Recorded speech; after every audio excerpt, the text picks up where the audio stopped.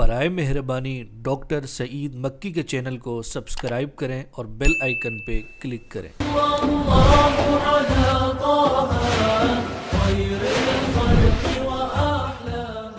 الحمد للہ رب العالمین والصلاة والسلام علی اشرف المرسلین وعلی آلہ وصحبہ اجمعین وبعد۔ اعوذ باللہ من الشیطان الرجیم، بسم اللہ الرحمن الرحیم۔ وفی ذلک فلیتنافس المتنافسون، صدق اللہ العظیم۔ سامعین و ناظرین، اس سے پہلی مجلس میں ہم نے اس امر پہ زور دیا تھا کہ رمضان المبارک جس کی مثال بارش جب برستی ہے، اور شعبان کی مثال بادل کی ہے،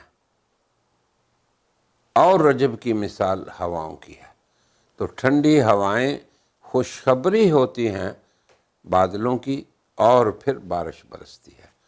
تو اب بارش کے اندر اس پانی سے مستفید ہونے والی وہ سرزمین ہے جو خصب ہو، زرخیز ہو، جس کے اندر پانی کو جذب کرنے کی صلاحیت ہو، پھر وہ اپنے اندر پانی کو نیچے جب لے لیتی ہے تو اس کے بعد پھر اس سے نباتات اگتی ہیں، اس طرح وہ دنیا کو نفع دیتی ہے۔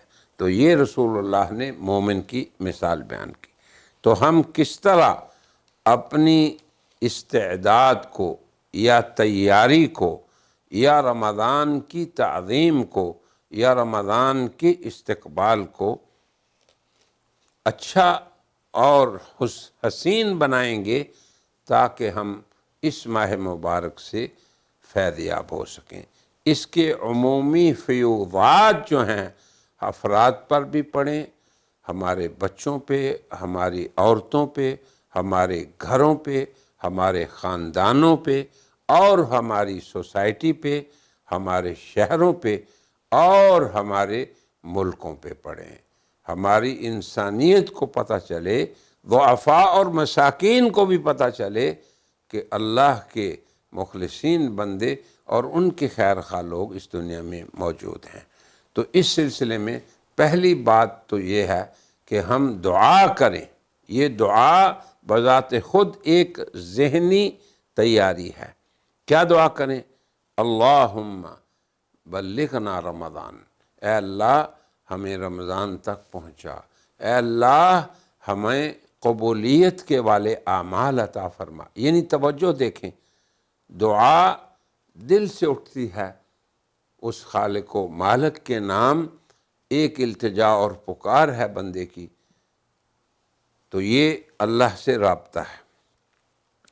پھر ہم نے یہ بھی گزارش کی کہ سلف صالحین اس امت کے ان کا طریقہ کیا تھا کہ وہ احسان بندوں کے ساتھ کرتے مالی طور پہ، اور وہ احسان قرآن کے ساتھ کرتے کہ اس کی تلاوت کا التزام کرتے، احسان اللہ کے ساتھ کرتے کہ اس کی اطاعت کے لیے وہ نیت کر لیتے۔ اب آپ دیکھیں، سب سے پہلی بات دعا اور اللہ کی طرف متوجہ ہونے کے بعد نیت کا کتنا بڑا فائدہ ہے۔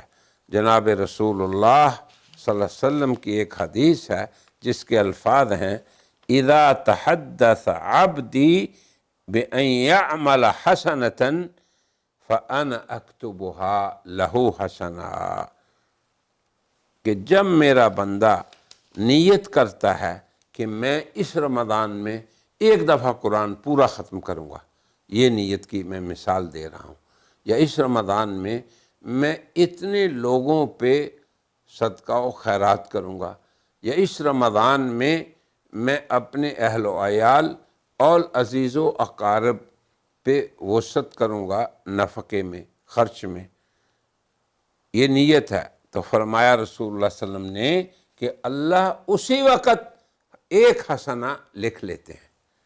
یہ ہے نیت کا فائدہ۔ اب مطلوب نیتیں کیا ہیں؟ یعنی کچھ اس طرف بھی میں اشارہ کر دیتا ہوں کہ ہمیں جو نیتیں کرنی چاہیے اسی شعبان میں کہ آئندہ رمضان میں ہم یہ کریں گے۔ اب دیکھیں، دعا اور دل کی نیت کا محل قلب ہوتا ہے۔ اب جب آپ نیت کے ساتھ، دعا کے ساتھ اور اس ارادے کے ساتھ اللہ کی طرف متوجہ ہوتے ہیں تو یہ آپ کا رخ زندگی کا بدل گیا، اور مادی اور نفسانی خواہشات سے نکل کے آپ نے روحانی تقاضوں کو پورا کرنے کا آغاز کر لیا۔ اب نیت کیا ہو کہ اس رمضان میں ہم ایک بار قرآن ختم کریں گے، اس رمضان میں ہم توبہ و استغفار کریں گے، اور ایسی توبہ و استغفار کہ پھر ہم ان گناہوں کی طرف رجوع نہیں کریں گے۔ اب آپ دیکھیں، نیت آپ اب کر رہے ہیں اور اللہ کے ہاں آپ کے اعمال نامے میں حسنہ، نیکی لکھی جا رہی ہے۔ اور یہ بھی نیت کریں، ابھی اس رمضان میں، ابھی شعبان میں آپ نیت کر لیں، اور ہم سب نیت کر لیں کہ ہم نے اپنی زندگی کی اصلاح کرنی ہے، اعمال کی اصلاح کرنی ہے، اخلاق کی اصلاح کرنی ہے، علمی، عملی اور فعلی طور پہ ہم نے فلاں اعمال کو کسب کرنا ہے۔ یہ کام ہم نے کرنے ہیں جو اعمال صالحہ ہیں۔ اب آپ دیکھیں، یہ ابھی نیت کی بات کر رہا ہوں، پھر یہ بھی کریں کہ ہم نے اپنے اللہ خالق و مالک کی اطاعت کی نیت کر لیں، اور مخلوق کے ساتھ حسن سلوک اور احسان کی نیت کر لیں، اور ساتھ ہی یہ بھی نیت کر لیں ہمارے سب زندگی گزارنے والے مختلف طبقات، حکام ہوں، رعایا ہوں، ہمارے معاشرے میں جتنے بھی لوگ بستے ہیں، ملازمین ہیں، سیاستدان ہیں، حکام ہیں، وزراء ہیں، امراء ہیں، زندگی کے جس طبقے سے بھی مومن اور ایک مومنہ کا تعلق ہے، وہ یہ نیت کر لے کہ میں اپنی امت کے لیے ایک نفع دینے والا فرد بنوں گا رمضان سے، اور ابھی سے نیت کر لیں۔ پھر میں اپنے وطن کے لیے نفع دینے والا فرد بنوں گا۔ ہر سیاستدان یہ نیت کر لے، ہر ملازم جو اپنے دفتر میں جو کام کر رہا ہے، جس ڈیوٹی پہ ہے، جس کی وہ تنخواہ لیتا ہے، اصلاح نیت کر لے۔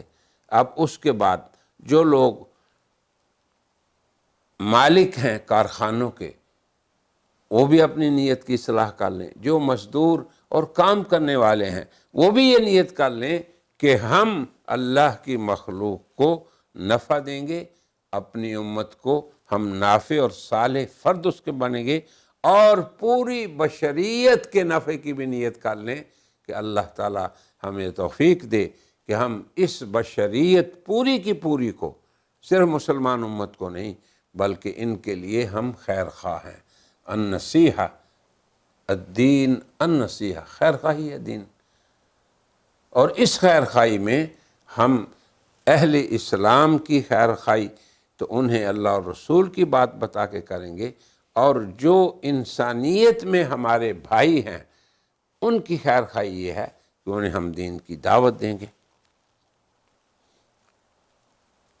تو یہ سارے اعمال صرف ابھی میں نے جو آپ کو بتائے ہیں ایک عمل کا نتیجہ ہے، اور وہ نیت آپ نے رمضان آنے پہ نہیں کرنی، یہ نیات سب کی سب ابھی آپ سب کر لیں تو الحمدللہ ہم ایک پاکیزہ خاندان کی طرح ایک دوسرے کے خیر خواہ اور ایک دوسرے کے لیے نفع دینے والے افراد ہیں۔ یہ مطلب ہے اللہ تعالیٰ کے اس ارشاد کا والمؤمنون والمؤمنات بعضهم اولیاء بعض، کہ مومنین یعنی مومن مرد اور مومنات یعنی مومن عورتیں کیا ہیں؟ اللہ اکبر، بعضهم اولیاء بعض، وہ ایک دوسرے کے خیر خواہ ہیں، دوست ہیں، ایک دوسرے کے لیے بھلائی چاہنے والے ہیں۔ یقین کریں میرے احباب کرام، اگر ہم یہ نیت ہی کر لیں اس شعبان میں کہ رمضان میں ہم مکمل انسان اور بہترین مسلمان بننا ہے، تو اس سے ہمارے پورے ملک کے احوال بدل جائیں، ہمارے معاشرے صالح معاشرے بن جائیں اور ہماری دنیا امن والی دنیا بن جائے۔ اسی طرح ہم یہ بھی خیال کریں اور نیت کریں کہ ہم قرآن حکیم کے علاوہ جن کتابوں میں اصلاحی بیان ہوتے ہیں، جیسے بعض چیزوں کو ہم پھر ذکر بھی کریں گے، وہ کتابیں جن کے اندر وعظ و نصیحت ہوتا ہے، کتاب الرقائق، یعنی وعظ و نصیحت کی ہر کتاب کے اندر جتنی ہماری کتابیں ہیں حدیث کی، بخاری، صحاح ستہ، ان سب میں ایسے ابواب ہیں اور ان کے ترجمے ہوئے ہیں ہر زبان میں، انگریزی میں، اردو میں، فرانسیسی میں، ہر زبان میں تراجم ہوئے ہیں۔ ہم اس موسم خیر میں جس میں ہمارے قلوب اللہ کی طرف متوجہ ہیں اور پھر اوپر سے مطر رحمت کی بارش بھی ہو رہی ہے، تو اگر ہم اس میں اس طریقے سے اپنے اندر کی اصلاح کی نیت کریں گے۔ ایک کتاب بڑی معروف ہے، لطائف المعارف، اب اس کے اندر بھی مصلحین نے بہت ہی بہترین چیزیں اور نصائح ذکر کی۔ ہمارے ہاں بھی اردو کی بہت سی کتابیں ہیں، بڑی اچھی کتابیں ہیں، تو ہم خوب التزام کریں اپنے گھروں کے اندر۔ اب دیکھیں، میں آپ کو ایک منصوبہ بندی کر کے بتا رہا ہوں کہ ہم نے رمضان سے پہلے کس طرح رمضان سے فائدہ اٹھانے کے منصوبہ بندی کرنی ہے۔ پھر یہ بھی ہو کہ ہم اس کا التزام کریں کہ کوئی ایسی کتاب جو مستند کتاب ہو، جیسے حدیث کی کتابوں میں کتاب الرقائق آتی ہیں اور ان کا اردو ترجمہ بھی ہوا ہے۔ پھر ایسے ہی مصلحین اور مزکین نے وعظ و نصیحت کی کتابیں لکھی ہوئی ہیں، تو ان کتابوں کو التزام سے ہم رات یا دن کے حصے میں اپنے گھروں میں پڑھیں، اپنی مساجد میں پڑھیں، اپنی مجالس میں پڑھیں، اور ساتھ ہی ساتھ شعبان میں ہم یہ نیت بھی نہ کریں بلکہ عملی طور پہ صم شیئا من شعبان کے بعد روزے اس لیے رکھیں کہ یہ عزیمت، ارادوں اور جو انسان کے اندر روزے کا شوق ہے اسے یہ تقویت پیدا کریں گے، اور رسول اللہ صلی اللہ علیہ وسلم کی سنت ہے۔ اور اصل دین یہ ہے کہ ہم رسول اللہ صلی اللہ علیہ وسلم کی سنتوں کو تلاش کر کے انہیں اختیار کریں۔ اب بات میں گزارش کر رہا تھا کہ بعض لوگ صرف اس بات کے پیچھے لگے ہوئے ہیں کہ لوگ کیوں مسجدوں میں آ گئے، لوگ کیوں اللہ اللہ کرنے لگ گئے، لوگ کیوں قرآن کی تلاوت میں لگ گئے۔ عجیب بدقسمتی کی بات ہے کہ بعض لوگوں کو بڑی تکلیف ہوتی ہے کہ اللہ کے بندے اللہ کی طرف کیوں متوجہ ہو گئے۔ بدقسمتی کی بات ہے، جبکہ اس دور میں جب ہمارے شب و روز دیگر تفریحی چیزوں میں لگے ہوئے ہیں، اگر کوئی اللہ کے بندے اللہ کی طرف متوجہ ہوتے ہیں تو ان کی مثال سمجھیں کیا ہے۔ رسول اللہ صلی اللہ علیہ وسلم فرماتے ہیں العبادۃ فی الحرج، یعنی فتنوں کے دور میں، یہ فتنے کا دور ہے اور ہر چیز اپنی طرف کھینچ رہی ہے انسانوں کو۔ بچوں کے لیے الگ تفریحی پروگرام ہیں، نوجوانوں کے لیے الگ ہیں، مردوں کے لیے الگ ہیں، عورتوں کے لیے الگ ہیں۔ ساری رات بچے واٹس ایپ اور اپنے موبائلوں کے ساتھ کھیلتے رہتے ہیں، ہر ایک اپنی دنیا میں گم ہے۔ تو ان حالات میں، فتنوں کے دور میں، حضور صلی اللہ علیہ وسلم فرماتے ہیں کہ اگر کوئی بندہ اللہ کی عبادت میں لگتا ہے، تلاوت قرآن میں لگتا ہے، نوافل نماز میں لگتا ہے، یہ کوئی چیز بدعت نہیں، اوراد مسنونہ میں لگتا ہے جو رسول اللہ صلی اللہ علیہ وسلم سے ثابت ہیں، تو ایسا شخص ایسا ہے کہجرۃ علی الی، گویا کہ اس نے میری طرف ہجرت کی۔ کتنی بڑی فضیلت ہے ان ایام میں اللہ کی طرف اپنے آپ کو متوجہ کرنے کا۔ جبکہ اس امت کے سلف صالحین کی اوقات کیسے گزرتے تھے، اگر میں 2-3 صرف نقل کر دوں واقعات تو آپ حیران ہو جائیں گے۔ سب سے پہلی بات یہ ہے کہ اس امت کے اکابر فراغت کو پسند نہیں کرتے تھے۔ مجھے انتہائی افسوس ہوتا ہے کہ جب ہم اپنے بچوں کو، بچیوں کو، بڑوں کو، چھوٹوں کو دیکھ رہے ہیں کہ ایسے ہی بیٹھے ہوئے ہیں، تو یہ فراغت بغیر کسی کام کے، جس کا نہ دنیا میں فائدہ ہے نہ آخرت میں فائدہ ہے، ایسے ہی ہمارا وقت گزر رہا ہے۔ یا کوئی ایسے کاموں میں ہم مشغول ہیں، یا تو مشغول ہی نہیں، فارغ بیٹھے ہوئے ہیں، یا مشغول ہیں مگر اس عمل میں جس کا ہماری دنیا میں بھی کوئی نفع نہیں اور آخرت میں بھی نفع نہیں، یہ بھی فراغت ہے۔ سلف صالحین کے ہاں یہ ہوتا تھا کہ ملتزمون بکل حرص و عنایت فی جمیع اوقاتہم، وہ اپنے تمام اوقات کو ایسی منصوبہ بندی کرتے تھے کہ وہ بیکار ان کا وقت نہ گزرے۔ بیکار وقت گزرنا یہ بھی بہت بڑی غفلت ہے اور بہت بڑا فتنہ اور بہت بڑا شر ہے کہ ہمارے سلف صالحین کے ہاں فراغت کا کوئی وقت نہیں ہوتا تھا۔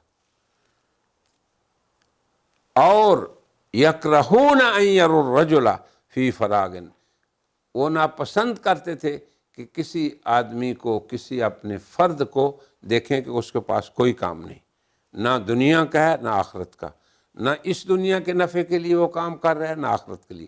یہ ہیں وہ امور جن سے ہماری توجہات بدلنی چاہیے اور ضرور بدلنی چاہیے اور بدلیں گی۔ اب آپ دیکھیں ابو مسلم خولانی رحمہ اللہ، اب میں آپ کو بتاؤں کہ کس طرح ان لوگوں نے اپنی زندگی کو مشغول کر رکھا تھا۔ اس دور کا سب سے بڑا فتنہ یہ ہے کہ ہم ان چیزوں میں مشغول ہیں جن کا نفع نہ دنیا کی طرف ہے نہ آخرت کی طرف ہے۔ وہ فرماتے ہیں کہ لو قیل لی ان جہنم تسعر، کہ جہنم کو بس اب بالکل تیار کیا جا رہا ہے تو میں مستطعت ان ازید فی عملی، میں اتنا اپنے آپ کو پابند کر چکا ہوں، اپنے شب و روز کو منصوبہ بندی کے ساتھ ادا کر رہا ہوں کہ مجھے کسی عمل کی زیادتی کی ضرورت نہیں۔ جیسے کسی آدمی کو کہا جائے کہ دیکھیں بھائی کل آپ دیکھیں آپ اس دنیا سے جا رہے ہیں، تو کیسے اس کو فکر ہوگی؟ تو وہ فرماتے ہیں کہ اگر مجھے یہ کہا جائے کہ تو آج ہی اس دنیا سے جا رہا ہے تو تب بھی مجھے فکر نہیں ہوگی کہ میں اپنے عمل کو زیادہ کروں۔ یہ ہے اصل نمونے کی زندگی اور ان لوگوں کی زندگی جنہوں نے اپنے آپ کو منصوبہ بندی کے ساتھ مشغول کر رکھا ہے، یا دنیاوی امور میں یا اخروی امور میں۔ اسی طرح سفیان ابن سلیم کہتے ہیں کہ اگر مجھے یہ کہا جائے ان القیامت غدن، کہ قیامت کل ہے، تو میرے پاس ما عندی مزید علی ما هو علیہ، کہ جو میں کر رہا ہوں اس کے علاوہ اور مجھے کرنے کی حاجت نہیں ہے۔ یہاں یہ فلسفہ یہ سمجھیں کہ کس طرح ہمارے اکابر نے اور سلف صالحین نے اپنے آپ کو غیر ضروری کاموں سے فارغ کر کے ضروری کاموں میں مشغول کر رکھا تھا۔ یہ دو قول میں جو میں نے سنائے ہیں اسی لیے سنائے ہیں۔ ایک اور بزرگ ہیں منصور ابن معتمر، وہ کہتے ہیں لو قیل لی، اگر مجھے یہ کہا جائے کہ ملک الموت دروازے پر ہے تو پھر بھی ما کان عندی زیادۃ فی العمل، میرے عمل میں گنجائش ہی نہیں کہ میں کوئی زیادہ عمل کروں۔ کیا ہماری زندگی ایسی ہے؟ ہم رات اور دن 24 گھنٹوں میں کتنا وقت فضولیات میں گزارتے ہیں ایک بات، اور پھر کتنا وقت ایسے کاموں میں گزارتے ہیں جن کا نفع نہ دنیا میں ہے نہ آخرت میں۔ اب یہ لوگ کیا ہیں؟ وہ کہتے ہیں کہ اگر جہنم ہمارے سامنے ہو، دوزخ ہمارے سامنے ہو، جنت ہمارے سامنے ہو، ملک الموت ہمارے سامنے ہو، تب بھی ہم نے ایسی اپنی زندگی کی منصوبہ بندی کی ہوئی ہے کہ ہمیں کسی زیادتی عمل کی ضرورت نہیں۔ تو گزارش میری یہ ہے کہ ہم اس شہر مبارک شعبان ہی میں ہم میں سے ہر آدمی اپنے آپ کے لیے ایسی منصوبہ بندی کر لے، ایسی نیات صالحہ کر لے کہ ابھی سے اللہ تعالی ہمارے اعمال کو لکھنا شروع کر دیں۔ اب آپ کو پتہ ہے کہ کتنی احادیث میں آتا ہے کہ نیت پر ثواب کا لکھا جانا اسی وقت شروع ہو جاتا ہے جب بندہ نیت کرتا ہے۔ تو جب ہم